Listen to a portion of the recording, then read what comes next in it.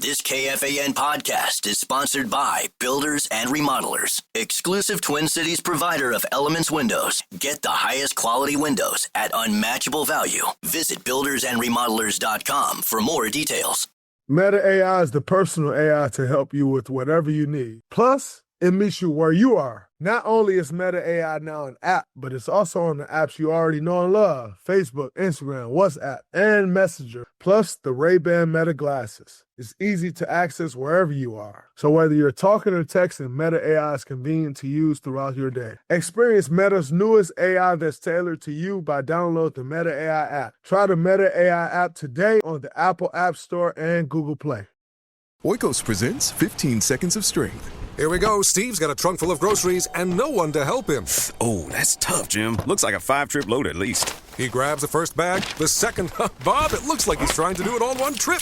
He shimmies the door open, steps over the dog. Oh, and he stumbles. Oh, right into the kitchen without missing a beat. Jim, now that's a man who eats his protein-packed Oikos. With 15 grams of complete protein in each cup, Oikos Triple Zero can help build strength for every day. Oikos, stronger makes everything better. It's time to make sports betting in Minnesota legal. It's a win-win-win. A win for consumers, a win for youth sports, a win for charities. Consumers would have more protection against offshore unregulated websites. Revenue would stay in Minnesota and be invested in youth sports and provide a tax cut for charities. Legalizing sports betting has bipartisan support as well as support from Minnesota's tribes and horse tracks. Let your legislators know the time for waiting is over and join 39 other states in protecting consumers, ensuring age verification, and benefiting Minnesota. Visit sportsbettingalliance.org to learn more. Prepared and paid for by the Sports Betting Alliance. Well, one of the beautiful things about working here at the Fan in the afternoon is that by this time of day, there's frequently nobody here in the office, especially on a summer Friday. You can park very easily.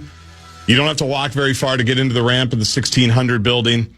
You get up here, no one, you're not fighting for the coffee machine. You're not fighting for a production room. You're not fighting for anything. This place is usually a ghost town. It's amazing that at 3:02 and 44 seconds, the reason you heard pretty much all of Shipping Up to Boston by the Dropkick Murphys was it because the only two people that were still in this building were holding us up. If you're wondering why hasn't the show started? You're only allowed to play like 30 seconds of music. You got to get in. Let's get right to the content. You might be stuck in traffic on 94 or 35, waiting to keep going on 94 or waiting to head over on 8 to your cabin for a pre-4th of July weekend. Why hasn't the show started? Well, it didn't start because I made the mistake of talking to Common about his golf game. That was a 10-minute discussion, which I was interested in. I asked. It's not my fault. But by the time that gets done, I look over to you. All I see is the front of your hat, which is bad because you're wearing your hat backwards. You're locked in with Kara over there talking about God knows what. So the only two people in the building that could have delayed the show today delayed the show by 2:45. Well, then the best part is what happens. Common leaves your room. It comes over to my room, and it turns into... What did you shoot today? Yeah. Where'd we play? That's how I got it. Yeah. Yeah. And, which I love. I enable, so... But I was supposed to do... There's going to be, and I don't want to let any secrets out, but there's supposed to be... Kara's doing an awesome job with a lot of our social media. She's hip now with it, and wow, she's 22 years old. She grew up in the social media era. She knows how to do all of it. So any good Instagram reel or anything good, Kara's probably put it together. And I was told before we started the show that she needed me for something, and then she was gonna push out the latest one. And I guess the bit is, if someone started today, who would you warn them about at the Fan? And you could take Scandals. that. Yeah, Bradshaw Brian KFAN text line 64686, who you would advise. But I thought about it because there's a lot of real answers that I could give that probably aren't social media, probably not the smartest thing to do. I could give you the truth.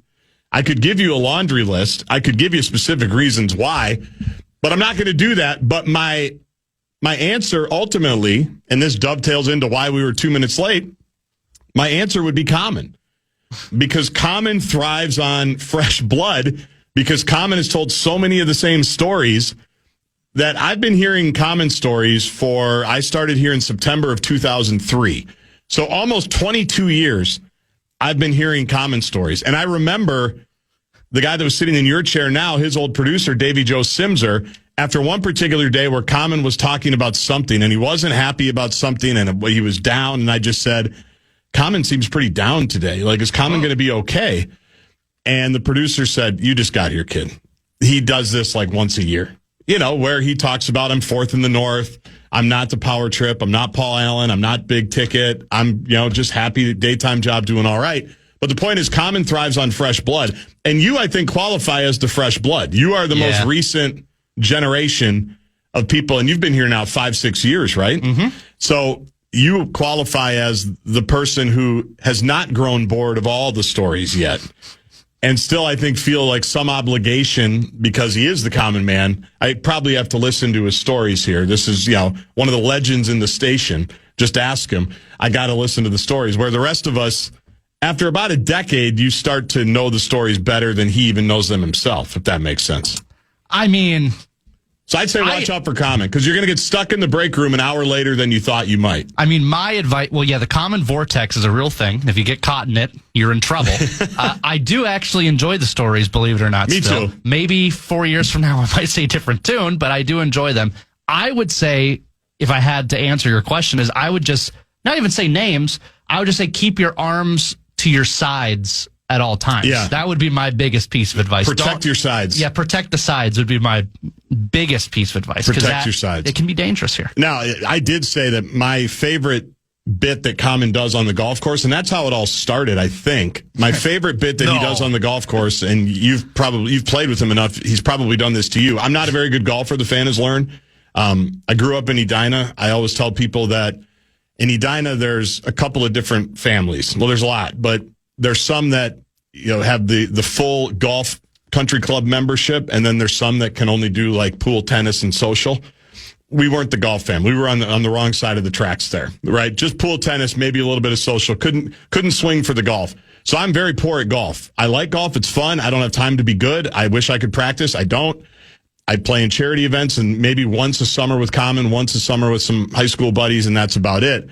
But whenever I play with Common and the wheels start to fall off, which is usually around like hole 7 or 8, or if I'm in a bad stretch, Common will say something along the lines of, this is where the producer in the truck says, don't go back to guard until he taps in on 18.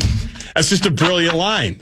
It's just a brilliant line, and it gets you out. And if you can handle that, if you don't take your game too seriously, which you don't, you can handle that on a golf course. So that's how the whole thing started. And then we got into some other golf stories, and here we are 8 minutes into the show, and we haven't even really started it, but I'm not taking responsibility for it. I was about to say, I've got a good one that I don't know if he's told yet, but if we want to kill another 2 minutes. Why not? It's up to you. So me, Common, baby brother Peter at the Wick at Wedgwood and Woodbury. We're on 17. It's like the 200-yard. Do you have the yawn sound effect ready? I don't think we have that on the Barreiro button bar. Yeah, I can find it for you. You give yourself a yawn. Yeah.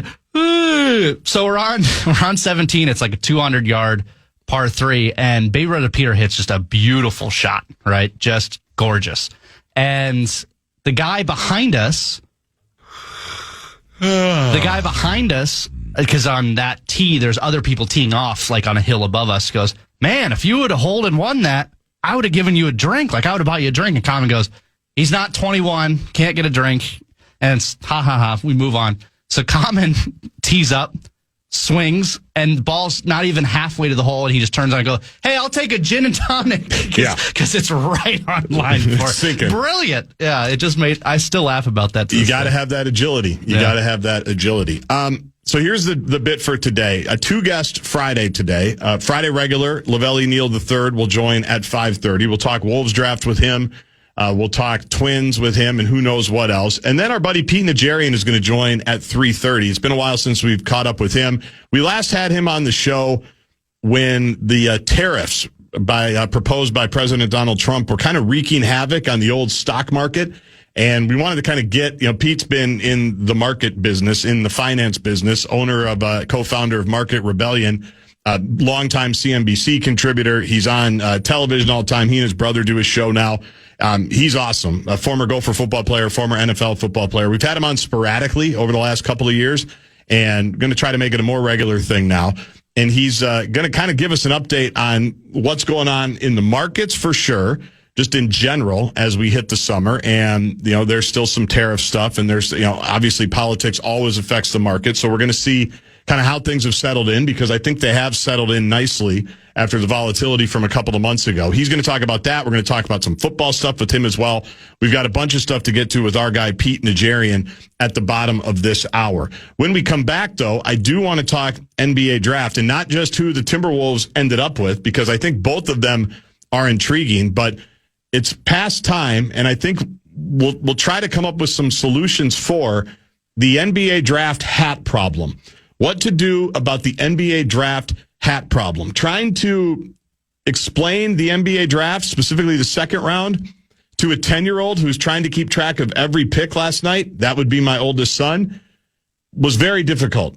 What can we do about it? It's gotten out of control. But first, how about $1,000 in somebody's hand? Yeah, the fan and BigDeck.com want to give you a shot to win bonus bucks with the National Cash Contest. Head to KFAN.com. The keyword for this hour is money. Keyword money. KFAN.com. Keyword money. Got a late start to the show. We will be on time for segment number 2. The NBA hat problem and the draft in the Timberwolves perspective. What do we like? Meta AI is the personal AI to help you with whatever you need. Plus, it meets you where you are. Not only is Meta AI now an app, but it's also on the apps you already know and love: Facebook, Instagram, WhatsApp, and Messenger. Plus, the Ray-Ban Meta glasses. It's easy to access wherever you are. So whether you're talking or texting, Meta AI is convenient to use throughout your day. Experience Meta's newest AI that's tailored to you by downloading the Meta AI app. Try the Meta AI app today on the Apple App Store and Google Play.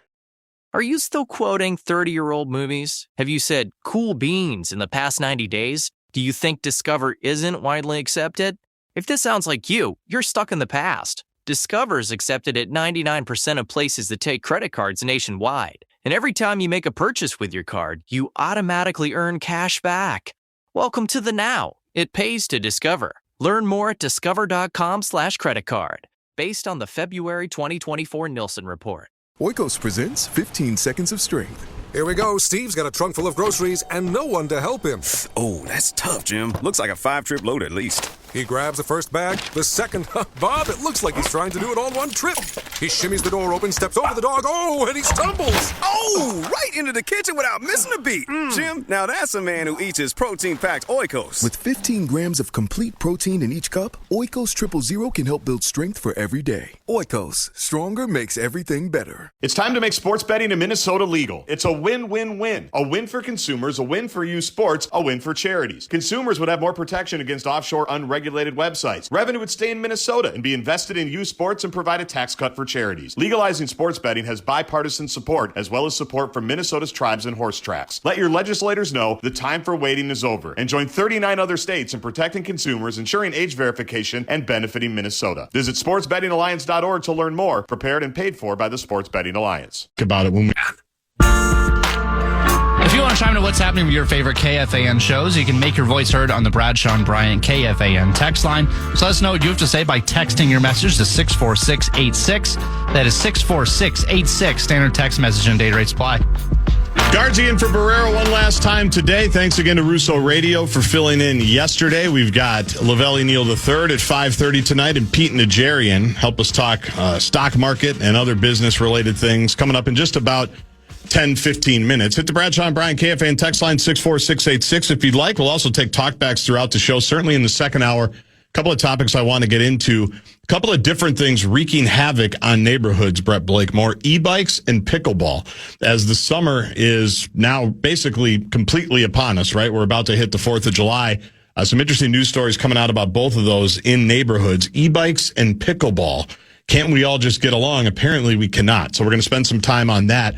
But the draft wrapped up yesterday for your Minnesota Timberwolves and the National Basketball Association. And basically, to dumb it down, to simplify it, they took a couple of project centers. First round, they take a 18-year-old Juan, I think, Behringer.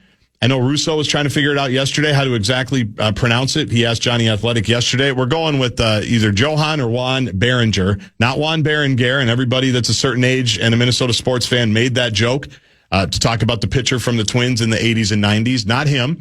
And then last night, after a multitude of trades, they end up taking another center, this one from Australia, Rocco Zakarski, who's actually been in town. He's walked by me like 4 times in the last 3 or 4 months because he's been training locally.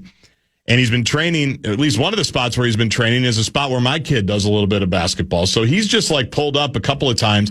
And a couple of people told me who he was, like what he was doing there. He was either going to go to college or be in the draft. But I didn't really pay much attention to it. Could have had a scoop. Could have broken a story. But I'm not a newsbreaker. You know us at the Fan. We don't break the stories.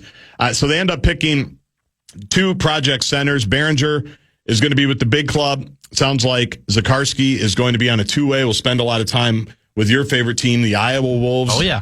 And before we talk about the main concern from the draft last night, talk about the approach. If you remember, before I left on Wednesday, basically what I said for 17 was I'm fine with them taking the center. I'm fine with them taking a project center. The Georgetown kid went a couple of spots before, and I knew there were a few others, including who they ended up selecting, that were going to be in that mix. I was not cool with them taking another young point guard because they have a young point guard right now, and I don't want to give up on him. I don't want anything to mess with the development of Rob Dillingham more than has already been messed with his injuries and the fact that Chris Finch didn't really want to play him last season when he was healthy. I liked what I saw from Dillingham in the spurts that I saw it. I think people like playing with Dillingham because he gets you the ball. I didn't want to have another roadblock in front of him there in terms of the 17th pick. It did sound like, if you listen to Tim Conley last night, they did consider at least a guard or 2 in that spot. I would imagine Walter Clayton Jr. was one of those guys. And maybe if Behringer wasn't there, maybe they do take the guard from Florida. But I was really pumped about their approach because the way it seems like this team has been built the last couple of years, and I'm not the first to say this, is that they've kind of had this double track that they've been trying to build for. The one right now to try to win a championship, get to the Western Conference Finals, to be really good. That includes the Rudy Gobert. That includes Mike Conley. That obviously included Kat a couple of years ago. And some of the other pieces that they have, probably even Julius Randle. But they've also, at the same time, kind of been backfilling and quietly building for the future. And the guys that are going to be part of the future, we think for sure, are Anthony Edwards, Jaden McDaniels, and Naz Reid. And then who's going to be along for the ride with them? You start taking a look at the names. We already mentioned Dillingham. Obviously, Terrence Shannon is going to be in that mix. Jalen Clark is going to be in that mix. But they've also, kind of backfilled with the Josh Minotts of the world and pieces like that. So their draft picks this week, I think, fit perfectly in that second timeline where you've got probably 2 more years with Rudy. And whether people like it or not, it seems like he's here. I happen to like it. I think he prevents losing for a team that we saw again this season, a lot of times does everything it can to lose a game in terms of not showing up defensively or not showing up offensively. And who saves them? Rudy, because he helps them get enough stops late in the game. He helps them get enough rebounds. He's done it now consistently for basically 2.5 seasons. So I'm good with the Rudy run it back plan. But you see that when Rudy's about ready to be done in 2-3 years, here comes that next crop. And this kid from France, I'm sure Johnny talked about it yesterday. I didn't know his name until that morning. He started playing basketball 4 years ago. He picked up basketball almost like a COVID habit, where right after the pandemic he started playing. I think he used to play soccer and the cleats were too big for him. I might be getting the 2 big men mixed up, but he basically just said, I'll start to play basketball. I guess when you're over 7 feet tall, it makes sense. And I love how he plays defense in whatever league he's playing in. He's out there guarding pick and rolls. He's blocking shots. He's obviously got a lot of development to do offensively. I think he had 80 field goals last season and 40 of them were dunks. That's his game at the moment. But I liked the methodology of taking a project center. The reality is, when you're the Wolves right now, you've got a pretty full roster. We know they have a really full salary cap. There's not going to be a lot of big impactful guys that you're going to get that are going to come in right now and play on this team. So I love the fact that they are building for the next wave when Rudy's gone, when Conley's gone, probably when Randall and maybe even DiVincenzo are gone. As I tweeted out on Wednesday night, this is Ant's next center, and I like taking the chance on him, given how much he allegedly has improved here in the last just year and change. So I was totally good with the methodology. Obviously, everybody wants people that are going to help right away. You can't always get that. I think when you're drafting 17th, it makes sense to take a flyer when you don't have a ton of immediate needs. So I was good with it. And in terms of the second round pick, kind of the same thing. And if they both turn out, that's a good problem to have, because it looks like everybody right now is looking for athletic centers the way that the league is going. So I thought, knowing nothing about the players that they drafted, other than that I learned about one of them on Wednesday and apparently walked by one of them a half a dozen times in the last 4 months, I would give it a really high grade. Now, on the NBA problem, it's the year of our Lord 2025. The Wolves were supposed to have the 31st pick in the draft last night, right? The first pick of the second round. We got word pretty much all day that they were shopping it to the highest bidder. They were not going to make a selection there. They were going to trade it. So as I understand it, the Phoenix Suns traded for the pick. They got the 31st pick. The Wolves, I think, moved down to 36, and then they traded that pick to the Lakers to move down to 45. You count it all up, in the second round, I think there were 15 trades in the second round last night.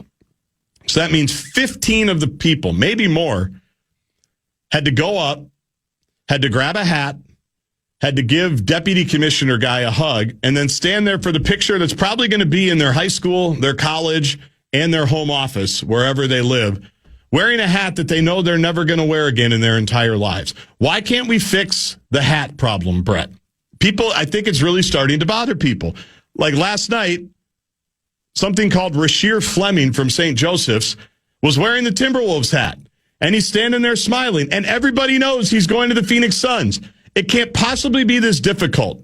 Like, I'm trying to figure out what are the legalities or what are the rules that we're trying to follow. And I know that the league year has to start and then trades can be consummated. But for something as stupid as this, when I'm trying to explain it to my 10-year-old who's watching on the screen and it says Timberwolves select, he goes, Dad, you just told me the Timberwolves traded to Phoenix. They did trade to Phoenix, son. But the way it works is now the Phoenix is going to tell us who to pick, and then they're going to get. Well, how come we don't have pick 36 then? I thought we were going to have pick 36. It says that the Lakers are going to have pick 36. Well, we've also traded that pick, and now the Lakers are going to pick 36, but it still says, I think in that case it said Suns, because that was the Suns' original pick. So I'm pretty sure that guy, Adu Thiero from Arkansas, I'm pretty sure he was wearing a Suns hat. But more than half of the picks last night in the second round. Now, again, we've got a few other pressing issues in the world that are more important than what hat they wear on draft night. But I got the sense on social media that it was just annoying everybody last night. What other sport do we have this? I was about to say, the NFL draft, you don't see that happen. You never see it happen. Yeah. There's a trade, and they have the right jersey. And they're standing next to Goodell, and they're wearing the jersey. It shouldn't be as complicated as it is. You can thank Carl Gerbschmidt for that. He was in charge of the hats in the draft, if you recall. I do recall that. Yeah, He's got problems, too. Road blow all over Wisconsin right now. I get a tweet a day. I got a text today from a friend of mine saying the road blow situation on 94 in his district near Elk Mound was not good. But were people as bothered by it as I'm making it out to be? Maybe not, but I'm just watching all these people last night tweeting, like, how is the hat thing still a thing?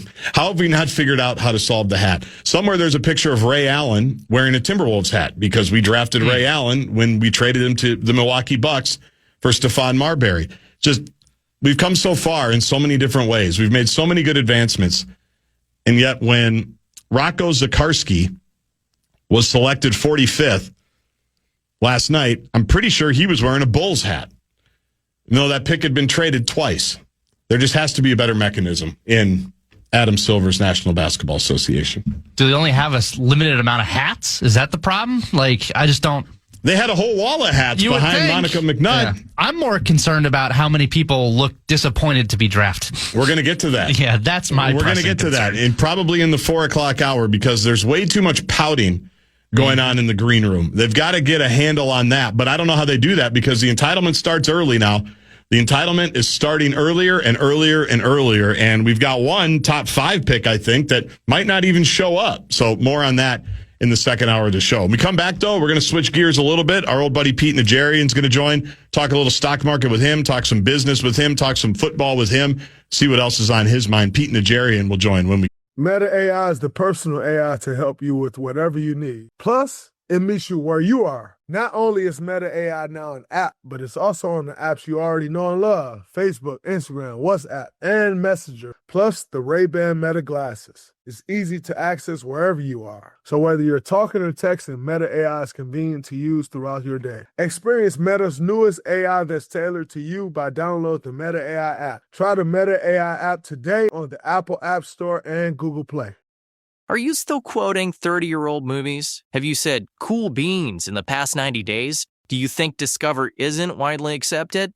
If this sounds like you, you're stuck in the past. Discover is accepted at 99% of places that take credit cards nationwide. And every time you make a purchase with your card, you automatically earn cash back.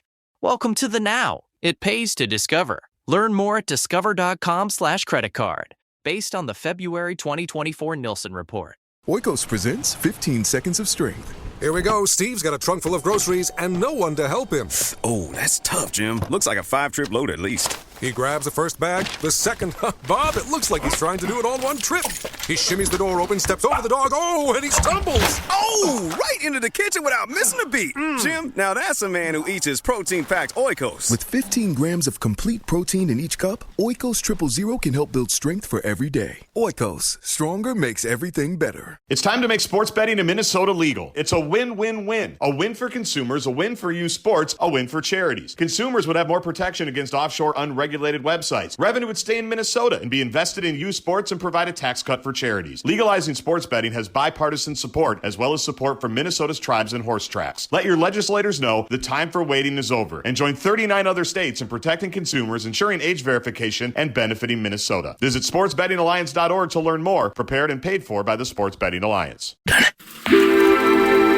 Check out our contest page for your chance to win a pair of tickets to the CONCACAF Gold Cup quarterfinal this Sunday at U.S. Bank Stadium between the U.S. men's national team and Costa Rica. I'll be there. Enter now KFAN.com keyword contests, KFAN.com keyword contest for your chance to win.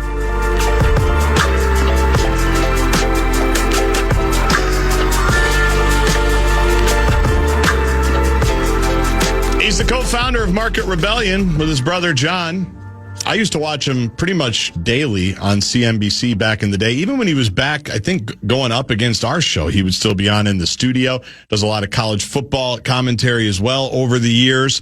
Every time we talk about, an old ESPN guy, he texts me and says, great guy, loved him. He was super nice to me. He's Pete Najarian on the Connecticut Water Systems Hotline. How are you, sir? It's great to be with you, man. Thank you.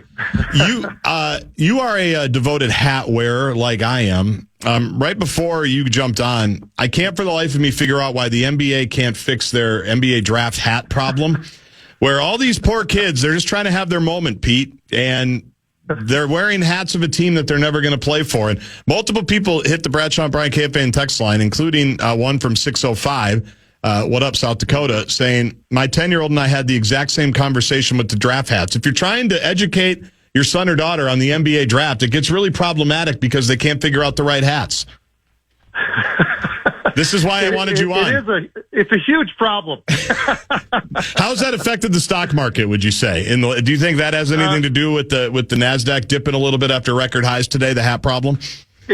It could be. I mean, I think that a lot of people were pointing in that direction. Actually, not that these are Nike hats, but Nike had a really good day today, actually. So after their earnings last night, so maybe that was a piece to this whole puzzle about what's going on with the hats. Maybe they need to go back to Nike. Yeah, that's a good point. Yeah, New Era and 47 have had their day. All right, let's talk money. That's the main reason I want to have you on, as always, and also I want to talk football with you before we're done. And if people have any questions for Pete, hit the Bradshaw and Brian KFAN text line 64686. You can also tweet me at Gaardsy. I think the last time we had you on, I want to say was April, when Tariff Madness was going on, and things were a little chaotic there for a stretch.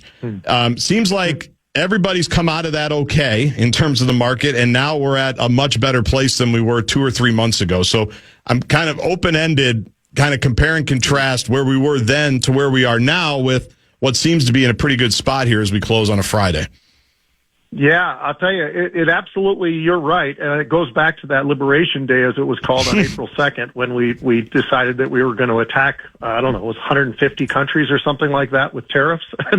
But the interesting thing, though, quite honestly, Justin, is how well the market actually digested this over time. And obviously we needed some things to happen to get that digestion moving the way it did, but it starts off really with the earnings season that we've had. Absolutely incredible.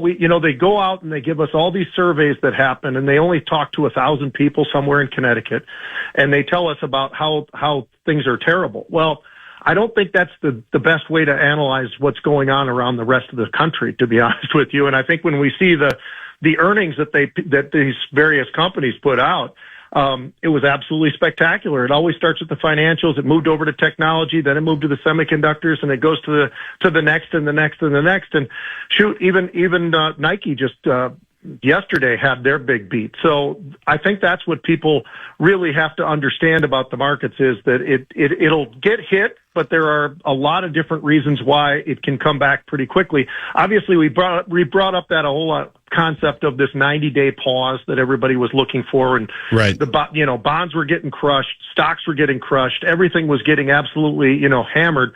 But with this pause and giving people some time, now all of a sudden we are getting to the table and we are getting a little bit of negotiations.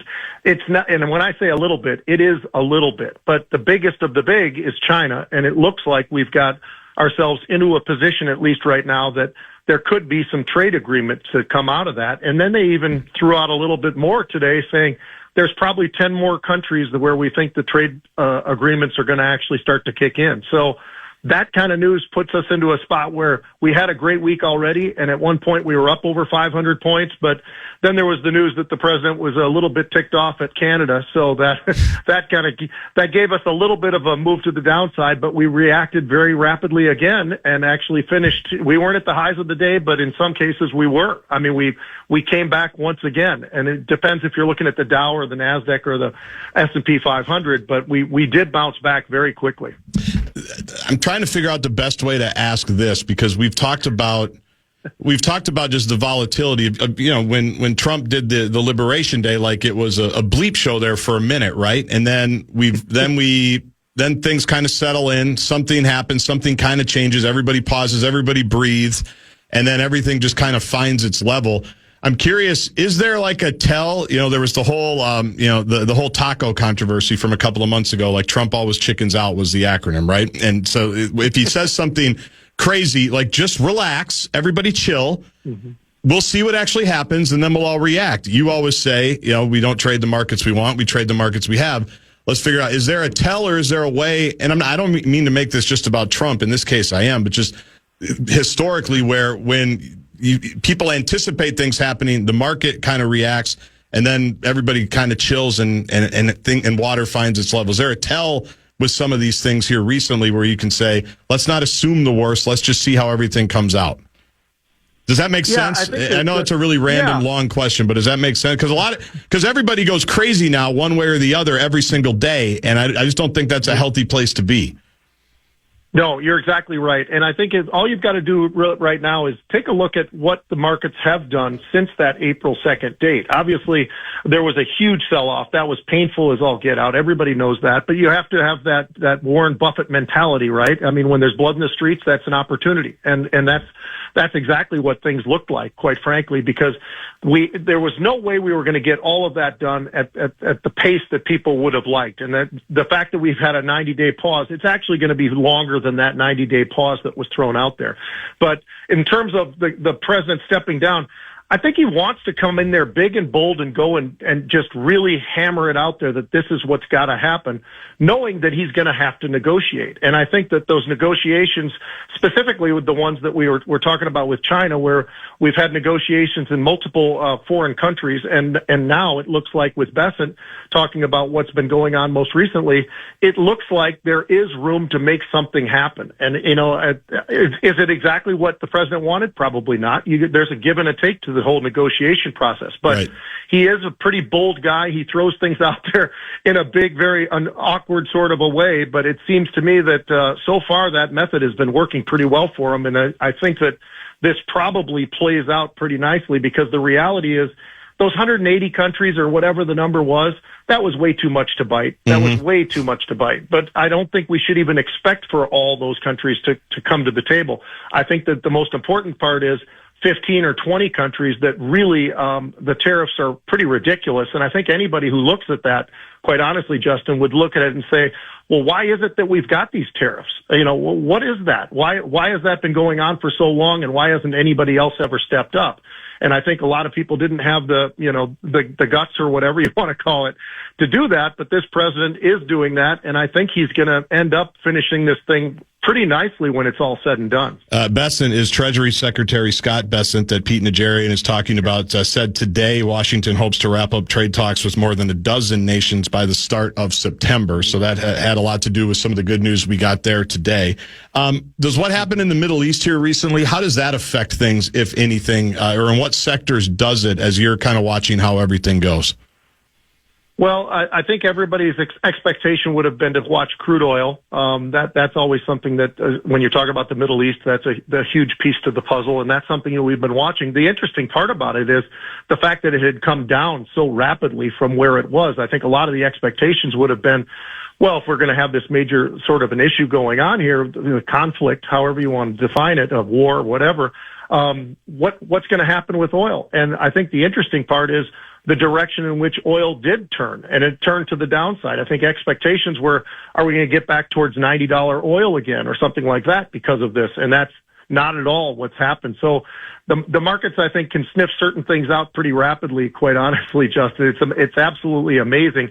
And you start seeing where are the themes going, and what's really playing out in front of us. And what really played out in front of us was that there was a sort of a very cavalier sort of a style that everybody just decided, you know what, this is the time. We see the opportunities. The stock market was beaten up pretty bad, but there are opportunities out there where they can actually start to find what's going to be the next thing and the next thing and the next thing. And, it was data centers for a long time, and then it moves to the next thing, to AI, and then it moves to the next thing. So that's kind of the way these markets, it's amazing how efficient it has been. I mean, that's my biggest takeaway over the last 2 or 3 months. It's just been unbelievable how resilient the markets can be.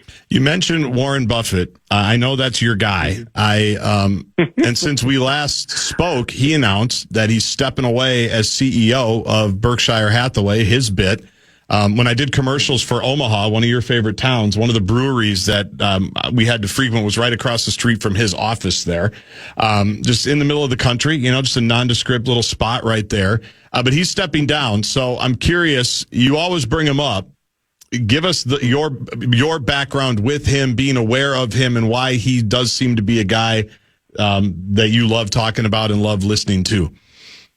Yeah, he's just such an impressive guy, and how he managed himself throughout his career, and his partner as well. They did an unbelievable job at building something that I think everybody talks about. I'm not the only guy throwing it out there, but I will say this. I had a lot of respect for him, and one of the reasons why I say that is I love the fact that even though he's always been critical of the options world, which is where I am, the derivatives market, in the stock market, it's something that he's involved in a big way, and for all the right reasons. You have so much leverage, not that he even needs the leverage, but there are ways that you can hide yourself as you're trying to get into positions where the rest of the world can't see that Warren Buffett is making that kind of a move. Berkshire Hathaway is not making that kind of a move. They can't see it because of the fact that you don't have to file when you're doing options, but you do have to do that when you're doing stock, when you're buying and selling stock. So I've always admired the fact that he's in that world, even though he's been very critical of it. I've met the gentleman who was one of his biggest traders from the option side, and it was fun because when we got to know each other a little bit, he said, Pete, you were right. Every time I saw you talking about, well, it looks like something Warren Buffett would do, you were right. That's exactly who was doing it. So, he does trade in size. He trades, amazingly well, and things that he likes. And I think the coolest thing about him is he doesn't make it overly complicated. All these other guys want to show you how smart they are. Warren Buffett just wants to show you how good he is. And I think that's a big difference. So with options, which is your specialty, we're going to do Money 101, because a lot of people, I've gotten this text a couple of times. People go, well, have Pete explain exactly what the option bit is. It's different than maybe what quote unquote normal people are investing in, which I would assume would be market rebellion. That might be part of the bit. Why have the Najarian brothers gravitated towards that? And what should people know about that sector of the market if they're looking to maybe jump in? Yeah, it's something, the very first thing I'd always start with is that you have to be extremely educated in what it is and how to do it and what you see going on and understanding the options. Because there are multiple options out there. There's a call and there's a put, and I'm not going to get all complicated on you or anything, but the education process, I think, is the most important. But once you're there, and I stood on the trading floors of the options market, of the Chicago Board of Options Exchange. So that's what really got me into this after I stepped away from football. Absolutely loved it. There's a gazillion former athletes that used to stand on the trading floors when I was there. That, of course, all kind of went away because of the fact of the computers and everything else that stepped up. But it doesn't mean that it doesn't still exist. It does in a big way. As a matter of fact, Justin, it is exploding. The options market has been over the last, call it 6 or 10 years. When I started in the business, just to give you a little bit of a background, we traded 700,000 options per day total around the world. Now it's 60 million. So it gives you an idea that this is where people have moved. They've moved away from the stock market. The stock market volumes have been going down. The option markets have exploded up every single year. They're even higher. So it's a good place to be, and the beautiful part about it is it gives you leverage. You don't have to have, a gazillion dollars to be able to participate when you're in the options market. And each option is the equivalent of 100 shares, but that's part of the complexity of it all. But it gives you an opportunity to trade something when you want to trade something, and that's what I love about it most. But I always tell people you've got to be educated before you even step your foot into there, because it can be very dangerous if you don't know what you're doing. And a way to get educated would be to go to marketrebellion.com/get started, marketrebellion.com to get started. Check out that website. A lot of good info, a lot of good programs, a lot of good stuff there. Pete and his brother John.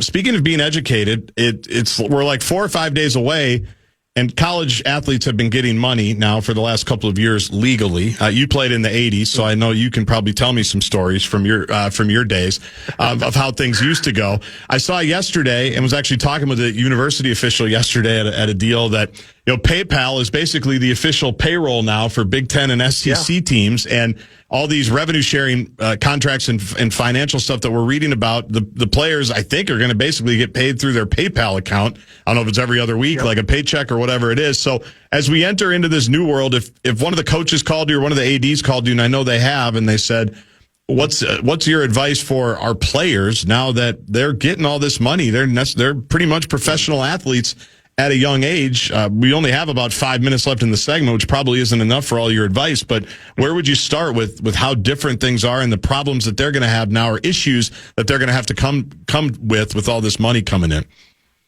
Yeah, no, that's a great question, and I would answer that by just saying this. They have to understand what it really means. They have to understand that there are taxes that are going to have to be a part of this whole thing as well. But I don't know that everybody, even at the NFL level, I was always shocked at how many guys didn't understand the tax side of things, that they owed taxes and all the rest.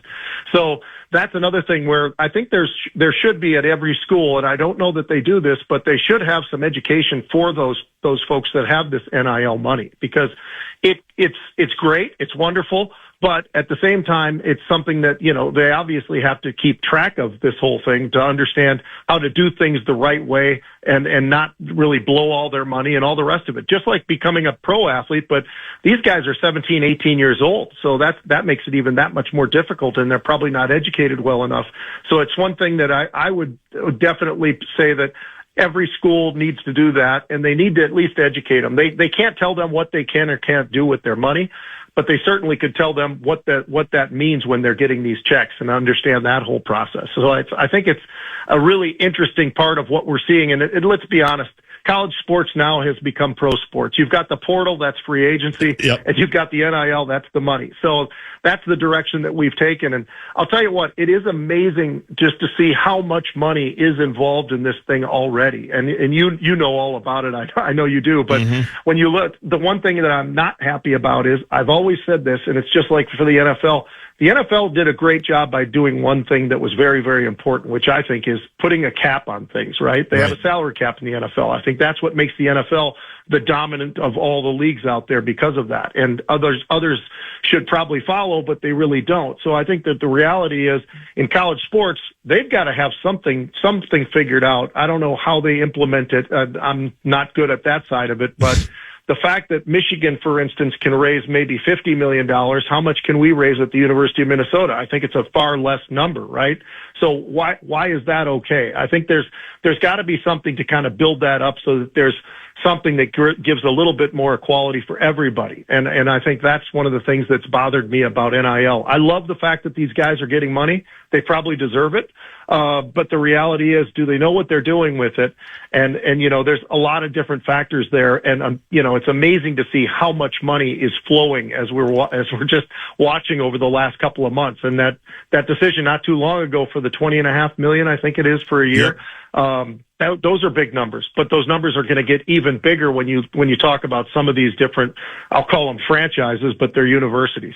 Well, and you're right. I've heard a lot of people say kind of the same thing you've said, that we got to get some maybe guardrails on it, but also some limitations on it a little bit, just so it is fair. And because that is what makes, all these leagues, these professional leagues, they all have players' unions, right? They're all collectively bargained. There are all salary caps. Obviously, baseball doesn't have them, but we see what the problem is there. You've got 4 teams spending, basically billions of dollars, and then, 4 to 8 teams that are trying to spend to the floor of, $30 to $40 million a year. It doesn't add up there. I'm curious, though, because like everybody says, or a lot of people I trust say, at some point there's got to be like a CBA. Things have to be collectively bargained. There do have to be caps in this thing. I don't know how you do that for college sports if you don't just say, well, it's going to be the Big Ten and the SEC and maybe a couple other colleges, and we're going to do this, and the rest of you are on your own, which does, I think, kind of impact what I loved about college sports, right? The fact that everybody's got a team, everybody kind of feels like they have a chance, I'm totally with you on that. Yeah. And I think that's part of it, I think, is just to try to figure that whole thing out. And I think that people really do need to be sitting down and trying to work on this as best they can to get something that makes sense for everybody. Obviously, the big are going to get bigger. And, I'll tell you what, the thing I'm most excited about is the fact that when we went out and we wanted Roman Voss and we got him over Alabama, which we know Alabama's money. I mean, I know the general manager down there who's in charge of the football program. He's getting paid over $1 million a year. Right. So gives you a little bit of an idea of just how professional this whole world is becoming in the college sports world. Last thing, you kind of went where I wanted to go. Your alma mater. I see you on the sidelines probably for half the games or so. You're usually down there. I'll see you. You'll come by the pregame show. It's always fun. I know you might pop in on a road game or two, including out to Cal Berkeley this year, which I know you have fond memories of, family memories of. I locked that one. So you got that one. So what have you made of just kind of the last few years, certainly on the field, but I'd say even the last couple of years off the field when you factor in what's happened in the in-state recruiting with Coy and obviously Carmo now, and now obviously you mentioned Voss as well. Your guy's on a bit of a heater, I think, right now, Pete. I am so impressed with what PJ Fleck has been able to do, because it's something that we haven't been able to do in the past. We usually lose a guy like Roman Voss, probably not usually to Alabama, but in this case, I'd say Alabama or maybe Notre Dame or wherever. But I love the fact that he went in and I don't know what magic he's got going on, but the fact that he got Howie Johnson and Andrew Trout and Roman Voss and all these various guys, I am just absolutely blown away by it. And I love what I'm seeing right now with the Gophers, because even when we lose a couple players either to the draft or maybe they go to the portal, we pick up even better players. And I love this wide receiver from Nebraska that we picked up. I mean, he's got the size and the ability and everything that you'd want to see in a wide receiver. We just got to figure out, you tell me, who's our quarterback this year? Is it going to be Drake? Or I think it's going to be Drake Lindsey. I think it's going to be the strapping lad from Fayetteville, Arkansas, the redshirt freshman, whose job was to basically follow Max Brosmer around every single second of every single day last year. And my sources say he did that, and Yeah, he's young. I mean, that's a risk in of itself, but they were fired up. They got him, and they're fired up. I think he's going to be the starting quarterback for the next couple of years. So that's who I think it's going to be. Yeah, I'm excited about that. I'm excited for Max that he's getting an opportunity with the Vikings, it's awesome. Because I thought the world of that kid last year. It's awesome. Yeah, you and me both. You're the best, man. Have a great 4th of July. Stay in touch. We'll see you soon, hopefully, and thanks for taking time on this Friday afternoon. Enjoy the weekend. Absolutely. Appreciate it. Take care, Justin. Take care. That is my buddy Pete Najarian on the Connecticut Water Systems Hotline, co-founder of Market Rebellion. You can follow him at Pete Najarian on Twitter, marketrebellion.com. Simplifies the complicated world of high finance, which even though I've talked to Pete for years and years and years, I still have very little idea what it all means. That's why I try to just follow him and see what he does and try to make some decisions based on the information that he gave us. When we come back, havoc being wreaked in the neighborhood. Wreaking havoc in the neighborhood. I'll phrase it better when we come back.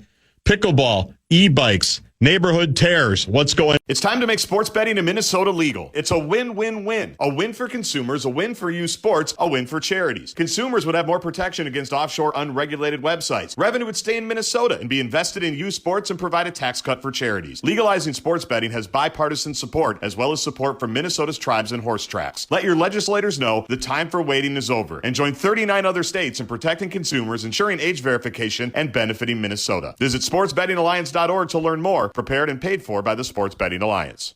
It is Ryan here, and I have a question for you. What do you do when you win? Like, are you a fist pumper, a woo-hooer, a hand clapper, a high fiver? If you want to hone in on those winning moves, check out Chumba Casino. Choose from hundreds of social casino-style games for your chance to redeem serious cash prizes. There are new game releases weekly, plus free daily bonuses. So don't wait. Start having the most fun ever at ChumbaCasino.com.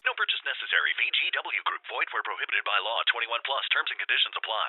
Okay, have you heard about this? Last year, Degree changed the formula for their Cool Rush deodorant. Their fans rebelled and wanted the old scent back. And Degree listened. That doesn't happen often.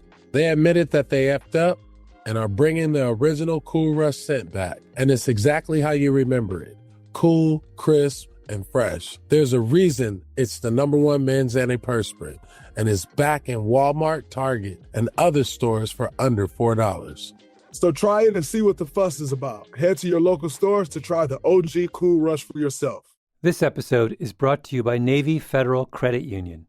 Navy Federal offers a home buyer's choice loan that can open the door to affordable home ownership.